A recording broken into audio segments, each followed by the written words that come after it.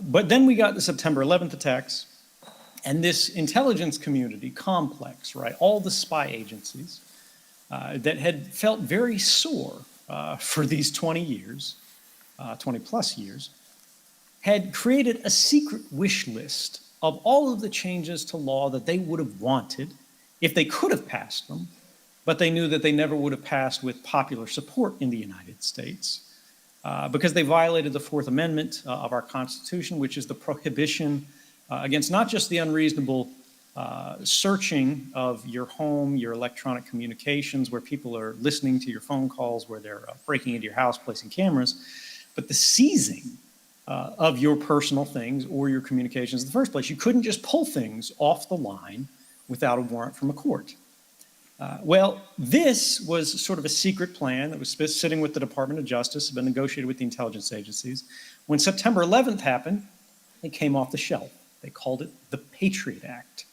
And in that moment of national crisis where everybody had been terrorized quite successfully by an extraordinary attack. And in this moment of vulnerability, these agencies exploited that moment of national trauma to pass this. There was almost no dissent. There was, I think, a single dissenting vote in the House from an extraordinarily brave woman. But these things swept into power overnight. But there were individuals who were working in these agencies who saw this happening from the other side. And although the government publicly at the time was saying, look, this isn't going to affect Americans, it's not going to affect your rights, it's not going to affect our allies, this is only about Al-Qaeda, this is only about terrorists, this is only about bad people, faraway people, the enemy, don't worry about it. There's nothing to fear.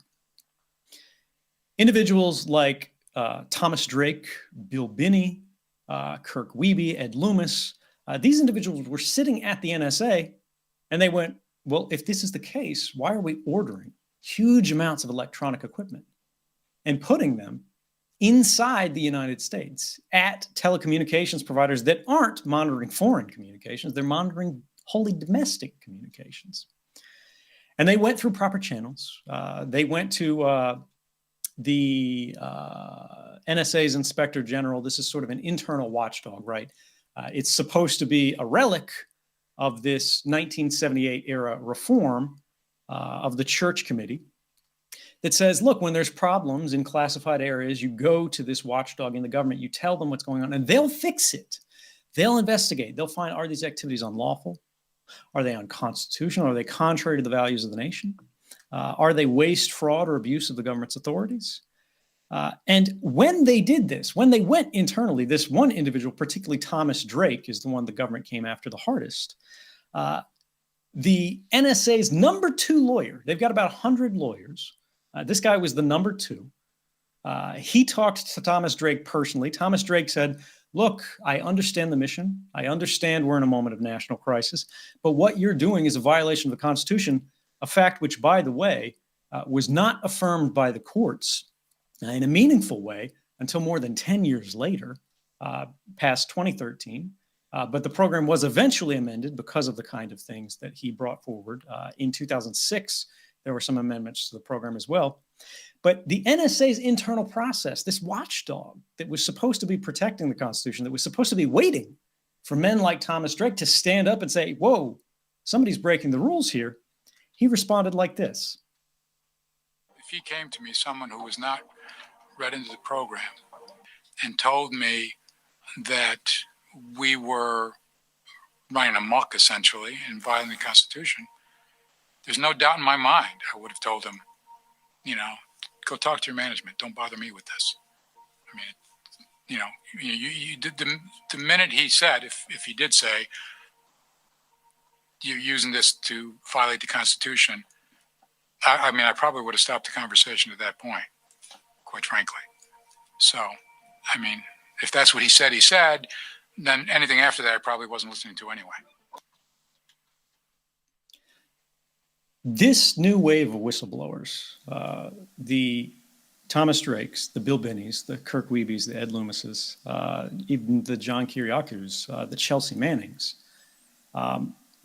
if it had not been for them and their examples, I might have replicated their mistakes. Thomas Drake, for going through these proper channels, was hounded by the US government. He was charged under the Espionage Act, the same laws they accused me of violating. This is a law that does not provide a fair trial.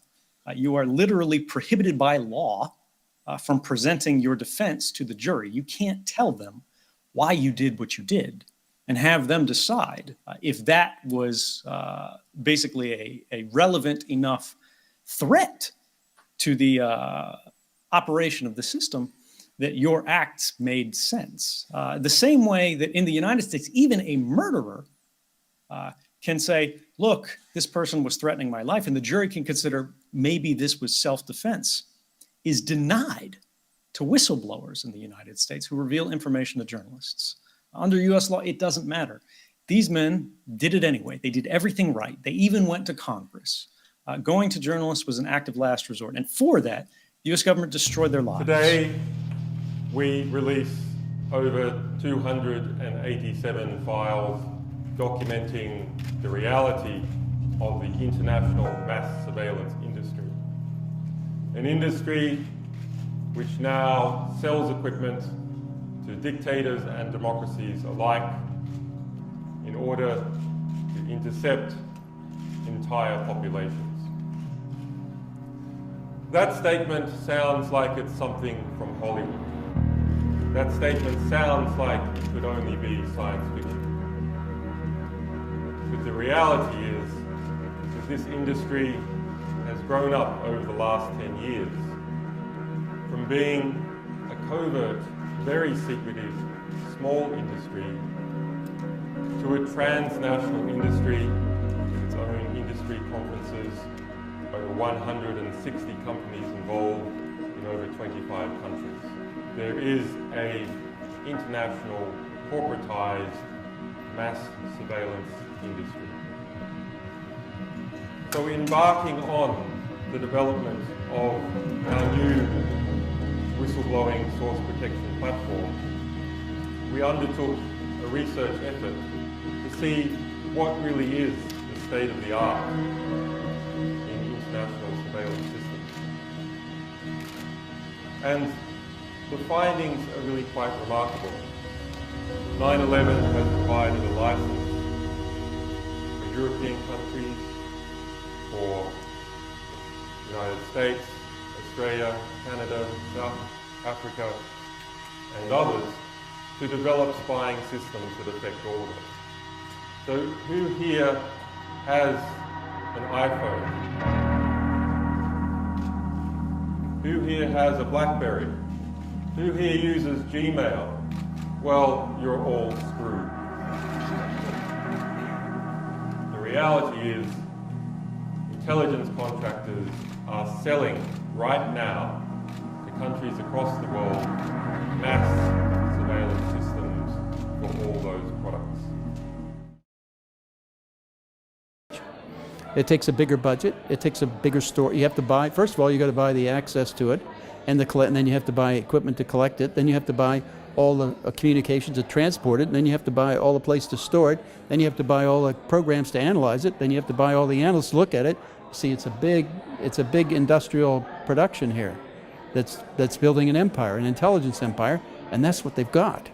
And the point is that by doing that, and then by doubling down on the collection, by taking everything, that now makes it I call this now a data bulk failure.